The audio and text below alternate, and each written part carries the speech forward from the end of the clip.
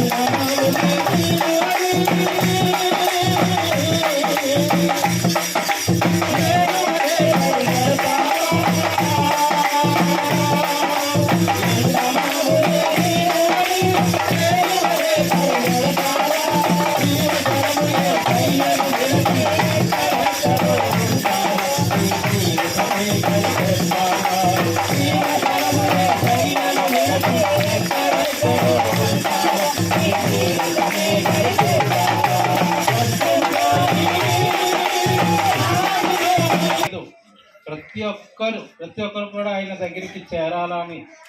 అయితే దేవుడు పరిశుద్ధుడు, మరి మానవుడు పాపి. ఎందుకు పాపి అంటే మానవుడు జన్మ పాపం కర్మ పాపం అనేది మనిషిలో ఉంటుంది. పాపానికి పరిశుద్ధతకి ఎటువంటి సంబంధం లేదు. ఒకవేళ దేవుడి దగ్గరికి మనిషి చేరాలంటే పరిశుద్ధంగా మార్చబడాలి.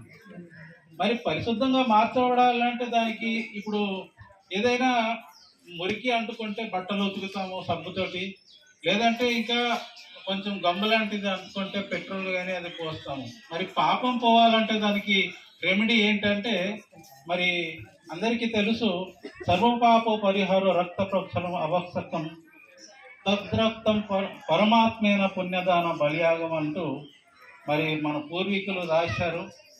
అందులో అర్థం ఏంటి, మరి ఈ లోకంలో పాపాలు పోవాలంటే పరిశుద్ధమైన రక్తం కావాలి.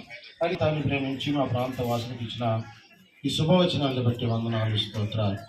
అయా, సర్వ మానవాళి కొరకు నాయన ఈ పరిశుద్ధ రక్తాన్ని చిందించి అయా హృదయంలో అంటున్న పాపాన్ని కడిగి పవిత్రపరిచి అయా నువ్వు ఉండే స్థలాన్ని మాకు అనుగ్రహించున్నావు ప్రార్థిస్తున్నాము తండ్రి, ఆమేన్.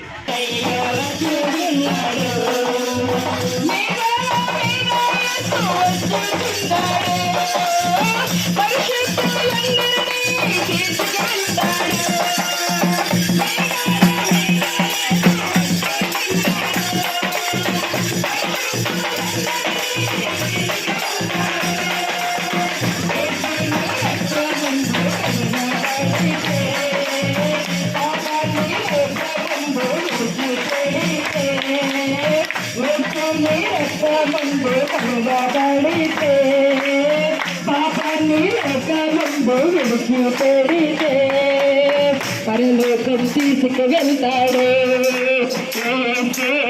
పరలోకం తీసుకువెళ్తాడు, పరలోకం తీసుకువెళ్తాడు,